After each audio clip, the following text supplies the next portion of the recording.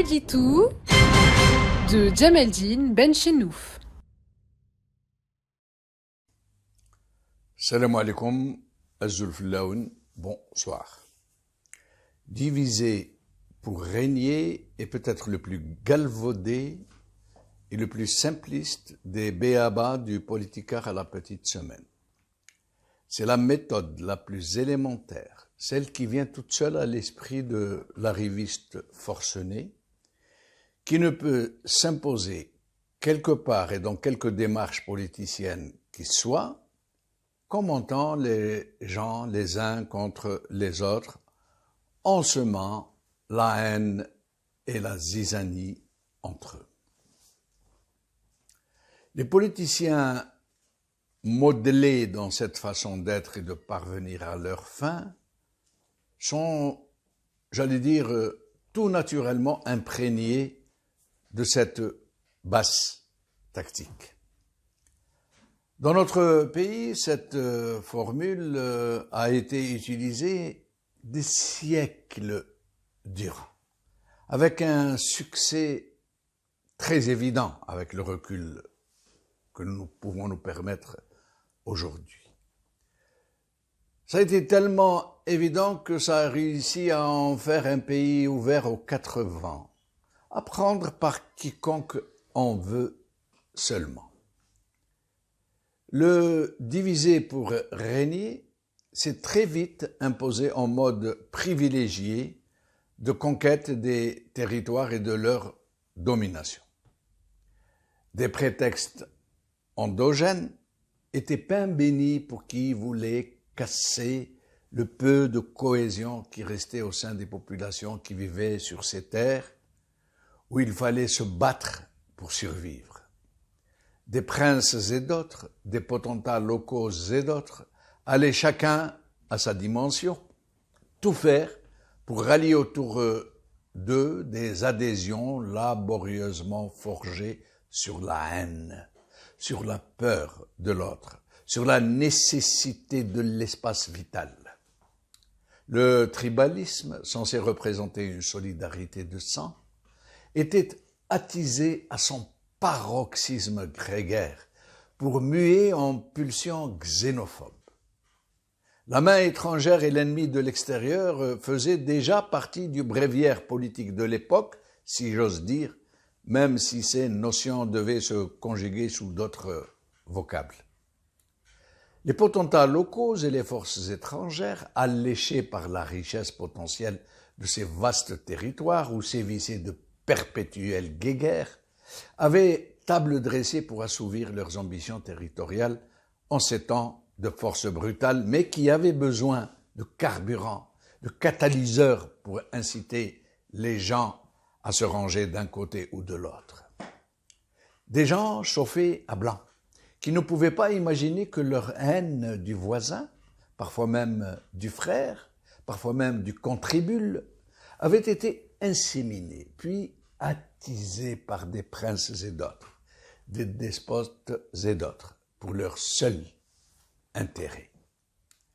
Des forces étrangères, romaines, vandales, byzantines et autres, jusqu'à la colonisation française, allaient très vite appréhender cette disposition à la division, à la discorde de ces populations. Elles allaient vite s'en saisir des siècles durant, et elles allaient pouvoir conquérir ces vastes espaces avec infiniment moins de troupes que celles des territoires conquis. Parce que la discorde était leur principal allié. Et quel allié! Et elles allaient s'en servir à leur tour sans compter. Une aubaine dans ce pays où tout le monde se haïssait cordialement. Jamais nos territoires antiques n'auraient pu être ainsi occupés des siècles durant, si nos ancêtres avaient su rester unis, s'ils n'étaient tombés dans le piège grossier de leurs princes respectifs, puis de leurs colonisateurs respectifs. Le diviser pour régner était d'autant plus décisif que des raisons de survie venaient exacerber la haine et le ressentiment, en ces temps où la disette, la chasseresse et les guerres interminables faisaient des ravages. Et c'est à cause de cette animosité de l'autre, voire du frère, une animosité savamment entretenue, que cette mosaïque de peuplades et de tribus, pour reprendre un certain monsieur, a été colonisée de tout temps, un colonisateur chassant l'autre.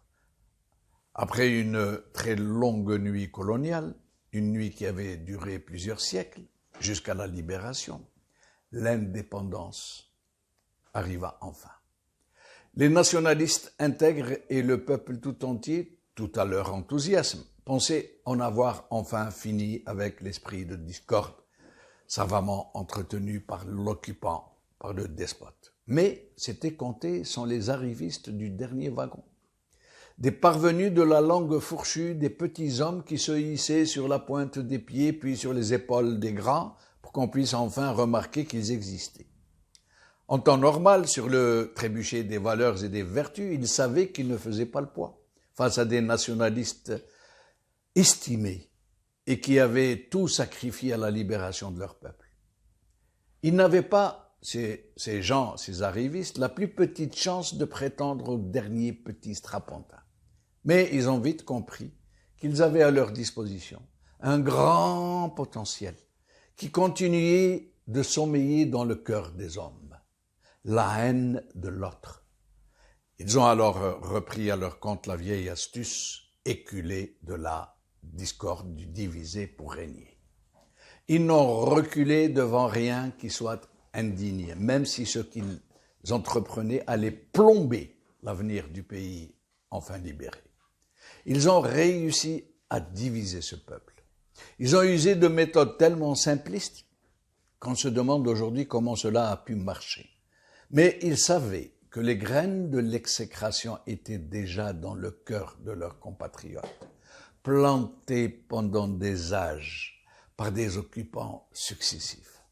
Aujourd'hui, le curseur de la haine s'est déplacé sur un autre registre, entre hiérakistes et pro-Amit Bon. En somme, tout est bon dans le mouton. Qaw al-khair.